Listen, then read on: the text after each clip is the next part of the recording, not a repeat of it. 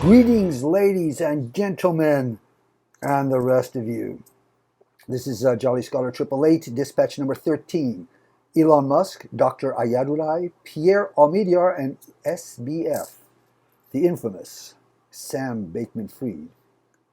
What to look for in the upcoming weeks. This is a follow-up on my last video, so for a lot of the details of what I'm going to talk about, you can go look at check the video out. However, this should be very interesting. This is a very short little vignette almost. So let's get to it. So I'm going to play this clip of Dr.SHIVA Ayyadurai real quick. So take a listen. So what we're going to be talking about is Elon Musk, the government censorship infrastructure that is still fully intact at Twitter in spite of his the change in management there. You know, and you're going to basically, I guess the best way to describe this, it's a new bottle of wine, but still it's got the old wine in it. So nothing has fundamentally changed at Twitter in the midst of all the circus that P.T. Barnum, Elon Musk has been putting people through. So what we want to do today is basically the big point here is that what we discovered in our lawsuit, many of you know about 2 years ago in 2020, now it's almost 3 years, in October 30th of 2020, in a very important historic lawsuit, we discovered that the government, we were the first to discover this, the most historic lawsuit of the century, where we discovered that the government of the United States and Twitter, as well as other social media companies, have an unholy alliance. And that alliance means that government has the ability to tell Twitter, Facebook, who they can deplatform. And the proof of that was not only the courtroom testimony, which I'm going to share with you, parts of it that came out in federal court 2 years ago, but also very, very important other evidence we submitted to court, which was the actual manuals, what we call the playbooks that we discovered during this lawsuit, which give very detailed step-by-step instructions of how government, social media companies, Twitter, would work together to surveil, blacklist, and deplatform people. And by the way, one of the things I want to let everyone know as I go through this was all of this was shared with mainstream media people like Tucker Carlson on October 30th, 2020. He did nothing. Glenn Greenwald did nothing. And in fact, with people like the ACLU, and they did nothing. They waited for about 2 years when they allowed The Intercept to do a very small version of this story. We'll talk about that. What we call a limited hangout. And they literally plagiarized our lawsuit, but left out very, very big portions of this to deliberately manipulate people throughout the world to think that there's some democratic infrastructure here that's going to share the news. Oh my God, there's this infrastructure, but they didn't share the entire piece. And that too is a part of the diversion that took place.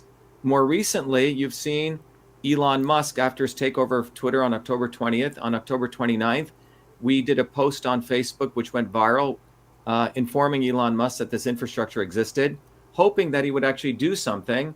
And the result was, that was, by the way, the next day is when The Intercept dropped their so-called alleged story of their discovery. About a week ago, in a open Twitter Spaces hangout that Musk did, you know, where millions of people are on, he was asked by a reporter, Clayton Morris, hey, Dr.SHIVA had this lawsuit in federal court where when he was deplatformed through this censorship infrastructure, the backdoor to Twitter, is that infrastructure still active? Instead of answering the question, Musk basically went on to say, well, that sounds like it could be like Big Brother. And then he said, I'll have to go do some digging on it. Well, it doesn't take that much digging because you have lots and lots of lawyers. When you bought the company, you knew this existed. So Musk clearly knows this infrastructure existed, and it's a flick of a button to turn it off, in a New York Times. But he hasn't done anything. All right, so the question is he right? Is it possible that Elon Musk is a government agent? I would be very disappointed. However, what's in Ayyadurai's favor? Let's take a look. His lawsuit is almost 3 years old. Musk Carlson, Greenwald didn't already know all of this that's now being revealed? If this lawsuit was 3 years old, and it definitely was, that's a fact, how could all these people have not known? Right? He sent the materials to Tucker Carlson, as I revealed in my last video. He sent it to Greenwald, who was one of the founders of The Intercept, and we talked about The Intercept and its role in all this. And even Musk, how would Musk not know this by now? As you know, there are some questions that were asked, and he says he's going to look into it, but one would think that this was pretty obvious, that Ayyadurai, at least his lawsuit and his role in exposing a lot of this. I'm holding judgment, I don't know yet. So at this point, though, no one is mentioning Ayyadurai at all. That's a little bit incriminating. The Twitter files are revealing step by step. In fact, let me get this over here right now. Okay, this is a massive chart that, according to Ayyadurai, it reveals that the entire government surveillance and intelligence agencies are all involved in this. So this is exactly what, and it's not just the FBI or the DHS, which is what came out first, right? Ayyadurai claimed from the beginning that this is an entire massive backstage portal that all of the government agencies are involved with. So this is what step by step, in fact, Elon Musk is now discovering. Or possibly, according to Ayyadurai, he's pretending to discover, and he's going to release only what is the least damaging. I don't know, but it is interesting that this was all revealed 3 years ago, and now it's starting to come to light step by step. So how many steps? Okay, well, let's see. We got to watch this, right? So now we get to Pierre Omidyar. He's Iranian-American, and he's the founder of eBay. Ayyadurai claims that Omidyar created that entire portal on that chart that we just looked at. That's actually his creation. It's the backdoor portals that links not just the FBI and the DHS, but the entire governmental surveillance and intelligence network to all of the social media giants in the United States. So Omidyar has the money, 21 billion. He founded eBay, that's how he made his fortune. He has also the commitment. I mean, if I showed you on the last video that if you take a look at this Democracy Fund page, it has every single cliche, shibboleth, I'm beginning to really love that word, that involves with wokeness. I mean, it's just riddled with it. In fact, it's riddled so much with it that it almost looks like a parody. So he's in it up to his ears. He's committed, apparently, right, apparently, to the globalist cause and all of their phony causes. Now, the globalists front these ridiculous climate change, the COVID, all of the equity and justice fronts in order to amass the network and the power that they need to begin their, truly install their globalist agenda. And that includes, of course, and we've talked about this in several videos, the ESG run by BlackRock and Think, where they basically extort any business sector, any large corporation that's not already bent the knee. This is how they extort them, by strangling them. How do they strangle them? They don't get any funds, right? We talked about the BlackRock, I think, controls more money than the United States GDP. And so they can threaten these companies, and they've done this. This is completely documented. They had threatened these companies that if they did not comply with the ESG standards, they would cut off their funding. It's pretty strong incentive. So Omidyar is committed to all this. He also has an international, which again links him with the goals of BlackRock and Brussels, and of course the World Economic Forum. The Center for Internet Security. This is also Omidyar's one of his babies right here.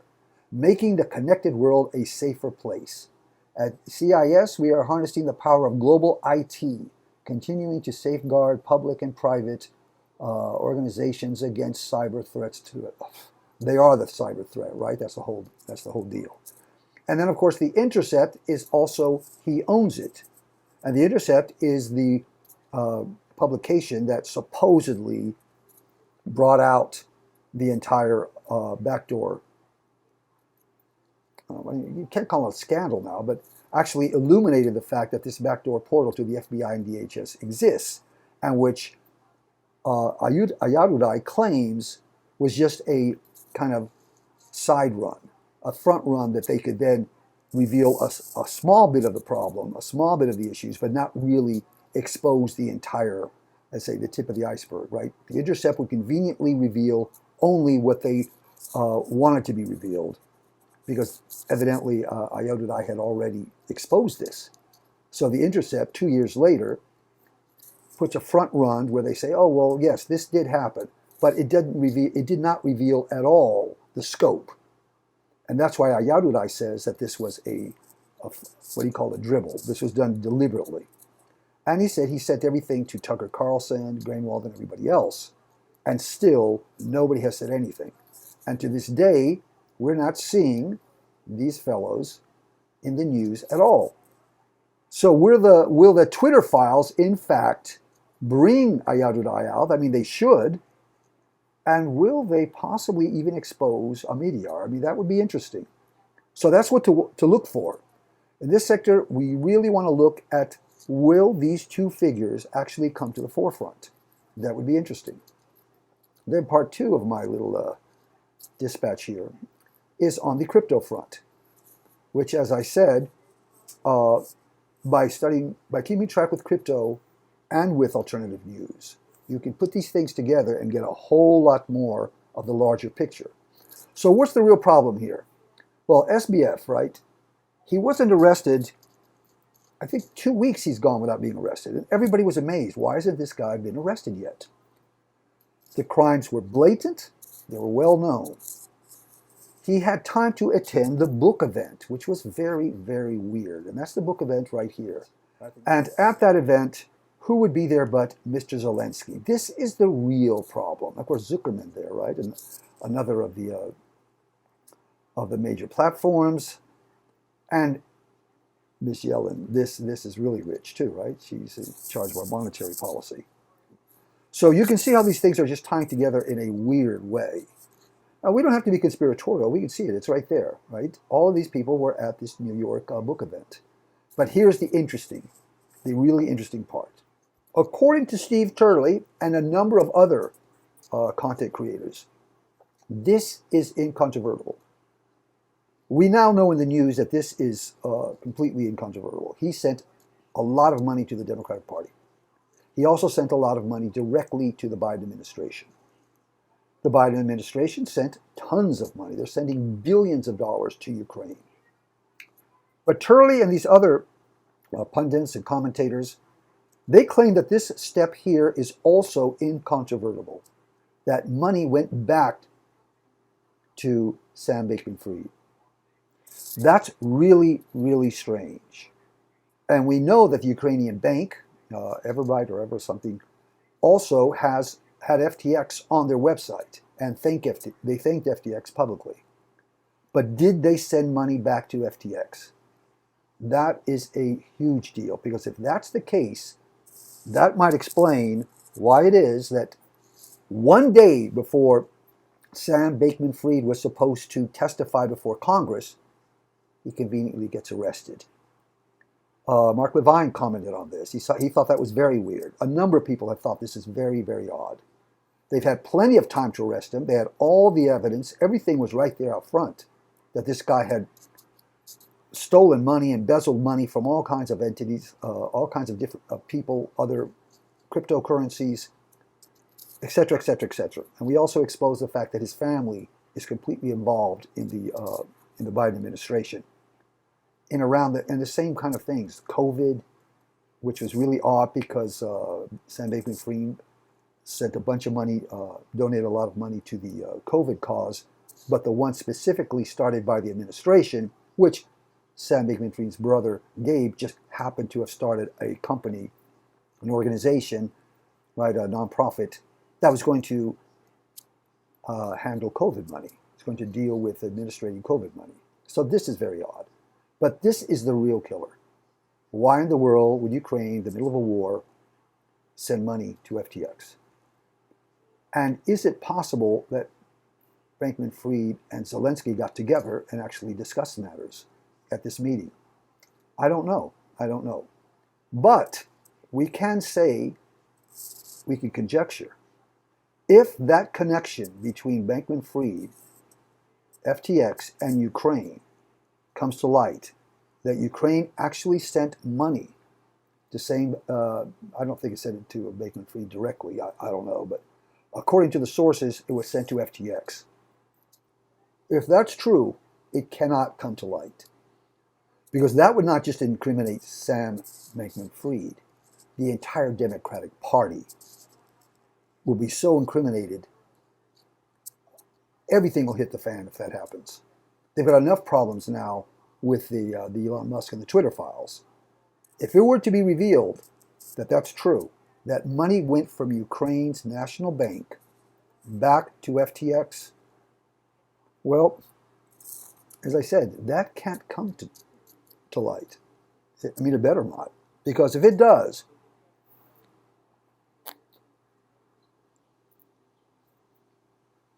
we could see the possibility of an Epstein.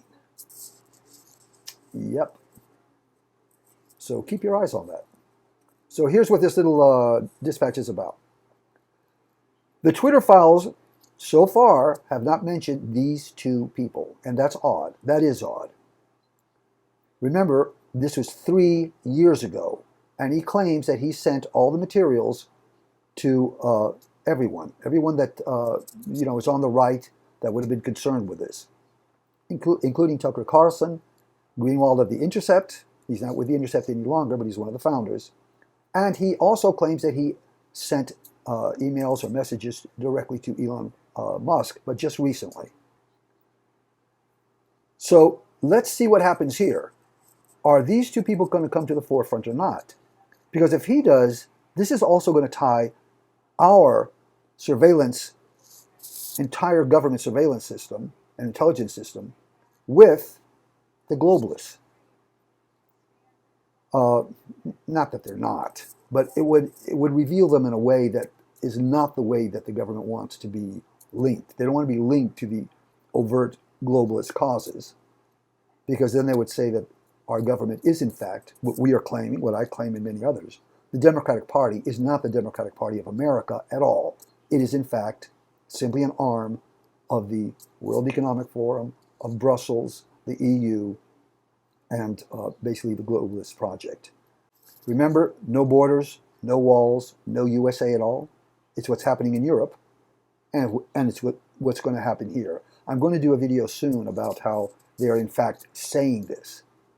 They're proposing that North America become like the Eurozone, one complete economic, they call it an economic zone to start with, but eventually there won't be any countries, there won't be any nation states. And of course, America is the biggest thorn in the side of the globalist project. They've got our entire Democratic Party in their pockets, so they're pretty much on the way. We could very well see before too long the overt attempt at no borders, no walls, no USA at all. That's what the whole immigration fiasco is about. So that's one part of it. But this here exposes that the Ukraine war is in fact one huge money laundering scam and an attempt to destroy Russia, because Russia's not on board with this at all. So, all I can say is, you're going to have to keep your eyes open, because this could be very interesting.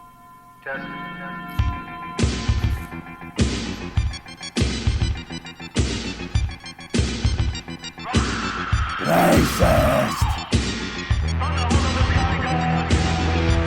Fascist!